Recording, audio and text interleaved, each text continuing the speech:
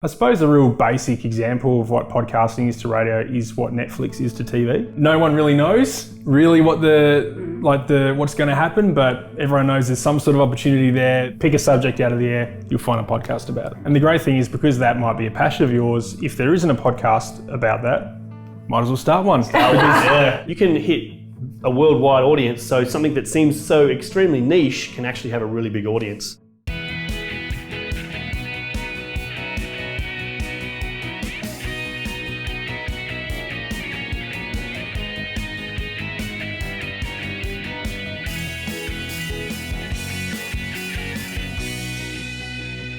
Andy, Liam, thank you so much for joining me for the next episode of Be the Drop. Thank you so much. We're heaps excited, aren't we? I know. Thanks for having us on again. It's almost the first time that's ever happened, I think. Well, it was such a short period last time because we were at the Podcast Festival, Adelaide Podcast Festival, and I knew that I needed to bring you back and have an actual full episode interview. To get us started though, before we jump into talking about the Podcast Festival, how about you explain your item of significance? All right. Andrew here is my item of significance, and I've brought him along wearing a t-shirt of an event that we run. Which is also my item of significance. Right. I'll explain the Adelaide Podcast Festival, which is what we can see here on the t-shirt. It's an event we run once a year.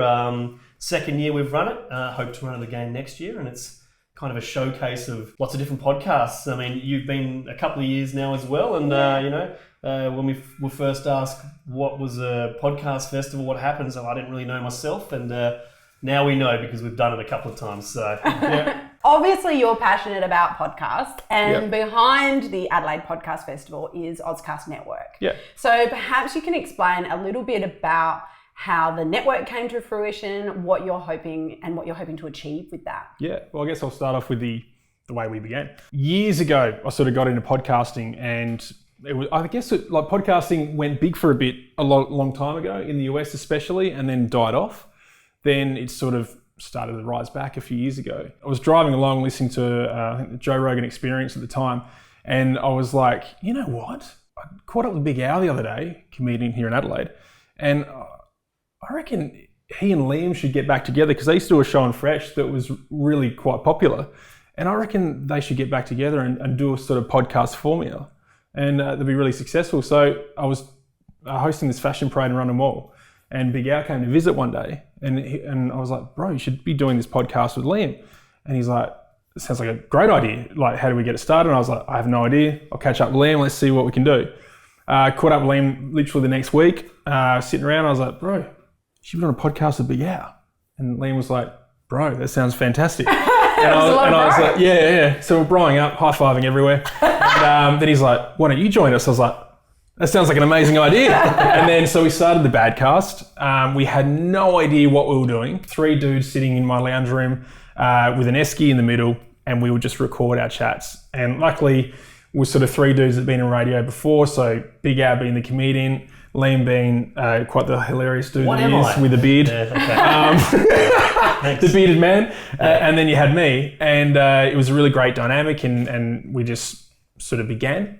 And then one day, one of our other mates was like, I would like to do a podcast as well. How do we do that? And we're like, well, come beneath our wing. We'll take you with us. And I guess that's where it sort of began. Yeah, we kind of became a network without really thinking about it. We were just helping a mate out because we were just going, we'll just do what we did for the other podcast. And then all of a sudden we had 2.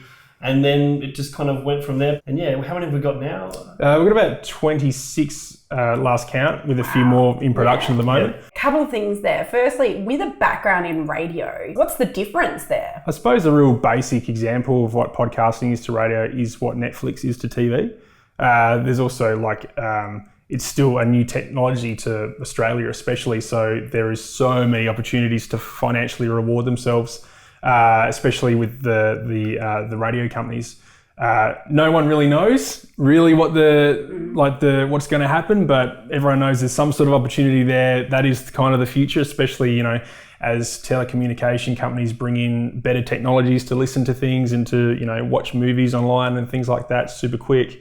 It's going to go that way for audio too. And especially there's no rules. There's obviously less regulations as well. So a lot of podcasts that would not ever get an opportunity on commercial radio, now have the opportunity to speak, have the opportunity to build their own little networks and supporters and followers, and pick a subject out of the air, you'll find a podcast about it. Yeah, it's incredible, isn't it? And I really love that you can dive into a subject about anything. Yeah. You'll find a podcast on it. And the great thing is, because that might be a passion of yours, if there isn't a podcast about that, might as well start one. There's an opportunity right there to get in there and start something about something you love so much. So like Talking Tendons, like that's literally a podcast talking about, is it tendonology? Tendinopathy. There we go. And literally, what is that? It's the doctors that work on your tendons. Crazy popular. You never know what's going to be popular. And the beautiful thing about it is if you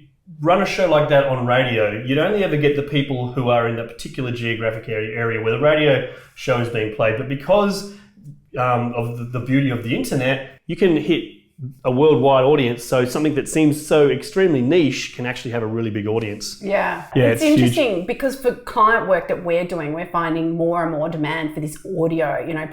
So many more people are now wanting podcasts. I really do hope that doesn't go too far, that marketers don't ruin it. Well, you never know what happens really, but they'll keep trying. But it still seems to have that pure form of like subject matter content. Like I just want to go and find out about something. So that's what I get. Yeah, and I guess like that'll be another way of, because it's people power. Like you select it, you select that particular podcast to listen to. You press play, you press stop whenever you want. So if it gets commercialized too much, people just won't listen to it. I think people are actually more inclined to want to support companies that are, or businesses that are on advertising on their favorite podcast, because it's like, hey, we know you're helping out this person who's doing a show for us every week, and we really like the show, and you're helping them to pay for the privilege of doing that. So you know what, I'll help you out. And I think there's actually really good cut through with podcast advertising. But you are right. You need to find the happy balance of too much advertising and still keeping the lights on, you know what I mean? So, I mean, Joe Rogan, one of the biggest podcasts in the world, I think we mentioned him before, he does about 10 minutes of live read stuff at the beginning of every episode. He gets away with it because he does 4-hour episodes and probably releases them 3 or 4 times a week. I personally think podcast advertising does a lot better than your traditional media. Well, I can't imagine watching an ad for 10 minutes on the TV. Like, how much of TV ads you're just like, it's ads. I'll mute it and do something else or whatever. I'll pick up my phone and scroll. Well, I mean, that's if you still watch TV. Like, you may be just watching things online now. Are you guys seeing more and more businesses investing in podcasts? Yeah, once they're educated in what podcasting is, because it's still an education process for non-podcast listeners, like just everyday people. Yeah, from a network perspective, we talk to clients or potential clients a lot, and sometimes it's great when they spend some money on advertising and support some of the podcasts. But equally, if we can walk away and we've just kind of educated them on what a podcast is and the stuff you can do with podcasts and the different ways you can advertise, because it is very flexible and quite dynamic in the way that you can advertise on podcasting. As long as we've kind of educated them, then you can kind of say, well, that's been a good day's work. We'll come back to them in 6 months and see if they've have learned a bit more and if they are more inclined to go ahead with something. So yeah. So for example, you might be listening to your favourite show from the UK. It's a big show. Now, as an advertiser, unless you had a massive marketing budget, you'd never be able to advertise on that show. But if somebody's from this town, for example, Adelaide, is listening to that show from the UK in Adelaide, you can advertise to them. So previously, where you would need to have an international marketing budget, for very little, you can talk to those people. They can listen to an international show locally and get your ad fed to them. And of course, there's different types of advertising. Like I mentioned previously, there's dynamic advertising, which is basically geo-targeting where your ads are going to land. And then you can bake in an ad as well. So it'll be a live read at the start of a show. And if you're running a branding campaign, that kind of advertising is really powerful, because a show could blow up and become extremely popular at any time. They have a certain guest on and gets a lot of interest, etc. But if you put a baked-in commercial on a podcast, people could be hearing that ad for 2 or 3 years to come, even longer even. And so from a branding perspective, that is an extremely cheap and effective campaign. Yeah. Compared to, print other types of mediums. Yeah. Or, you know, the TV ads as well, going back to that, you know, the cost comparison. Totally, yeah. And, you know, it's gone. You've set time slots. Exactly. And, you know, a lot of companies that have marketing budgets are already running radio campaigns. They've got an ad already. You could quite easily throw that into the podcast world and, you know, run a very cost-effective campaign. So, yeah. The building of a community around a podcast, like, how do people go about that? Well, we learned from the Badcast, like, building a community, like, it's just the weirdest thing ever, because you never ever meet them until you invite them to like a drinks night or something, and then they all roll up and they're talking to you like they know you, going, remember that time that you did that thing where you sculled that drink and it was hilarious, and you're like, no, but it did happen. Like, it's just the most bizarre experience ever. Like, it's really cool meeting. Yeah, you're right though. Like, you know, especially for the Badcast in particular, you do get some interesting characters that like to listen. But yeah, it's really kind of a compliment for people to you know, to listen in and kind of remember what you're saying and just follow the show and, you know, keep up to date. I mean, the Badcast, you know, the one that I'm on, really is just about people sitting around and socialising and having a few laughs, and we try to make it a bit of a vibe where if you're listening in, you're just sitting on the couch with the rest of us and talking. You know, that's the whole vibe. And, you know, part of it is we break the first rule of radio. When I introduce a show, I say, "Hey, everybody." That might seem pretty innocuous, but actually, one of the first things you learn as a radio announcer is you're only ever talking to one person. That's like the golden rule. But we, you know, for the Badcast, we kind of just say, hey, you know, this is podcasting. We do what we like. Yeah, exactly. Yeah, because there's always going to be a niche market out there, because you've got the opportunity to talk to the world. It's like those people that dress up in bear costumes and stuff. Like, there's always going to be a niche market somewhere in the world for that. Yeah, there you go. He knows all about it. Look at the beard. Look at the beard. It's another podcast I'm working on. Furries with Liam. So Furry friends with Liam. Yeah. So no matter like how you do your podcast, you can just be yourself, because there's always going to be a niche market somewhere around the world where someone is going to appreciate what you're doing. So, but how do you get your podcast to those people around the world? I mean, it's not just a matter of putting it on iTunes. No, you're right. For you guys, what has been those steps? You know, what have you learned through the Auscast experience, you know, building yours and others' podcasts? Yeah, you've got to use social media, first of all. Like, you've and really... you've got to get smart at doing it as well. It's not just posting something. It's about using the right hashtags. It's about, you know, running campaigns and targeting certain geographical areas. Maybe it's outside of Australia, and you test a bunch of them and you say, oh, these people tend to, you know, take a listen to the show. These people don't. They're very expensive, so we won't worry about them. And you keep trying to optimize that so you get to a point where, you know, people are listening. And I find that one of the best ways to promote your podcast is to either go on other podcasts or get other you know, people to come onto your podcast. And if you can, even better, get people from overseas to do it, because then, especially if they've got a following, then you start kind of branching out to other countries, and then it grows from there. Because it only, once somebody's heard it and they like it, then you've got them. You know, once they've subscribed, then they're there. So they could be in any country really, and they just happen to hear about you because they like some other person who came on your show. So for you guys personally, like, is there, because there's so many different channels, like, you know, you're talking about lots of different platforms that you could promote it on, say, if you just say social media. Yep.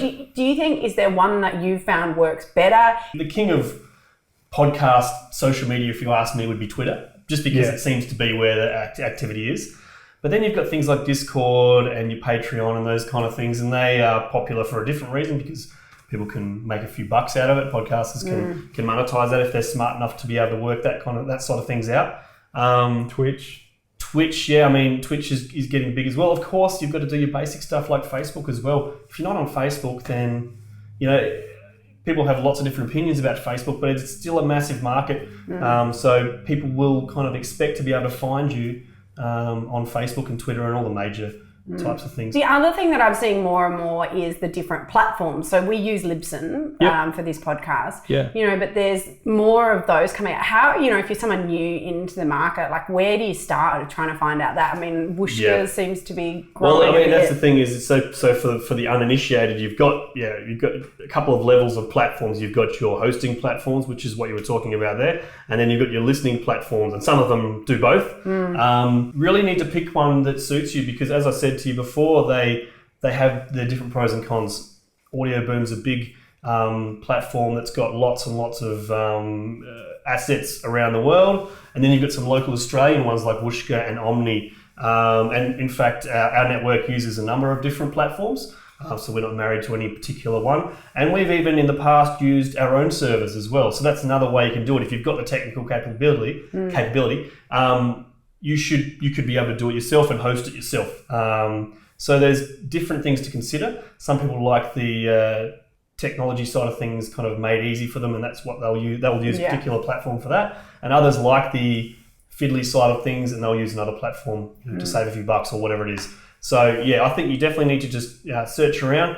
Do a Google search on podcast hosting platforms, and there'll be a bunch you can choose from, and you just got to look through and see what suits you. All right. Well, thank you so much for sharing so many different podcast insights today. But in conclusion, can you share with me your Be the Drop tip? So that is your top communication tip for building connections. Yeah, mine would be yourself and always use gratitude. Like, just thank people, just be happy, and good things will come. Good. Yeah. I like it. Yeah, I like what Andy said, but I'll... We can't say the same. You got something. Look, I love you, man, but you got to have your own. His t-shirt and his tip. Be punctual. I really appreciate punctuality. This is a top tip for building communication. Yeah, it is, because when you deal with people and you say you're going to do something, you should do it and do it on time.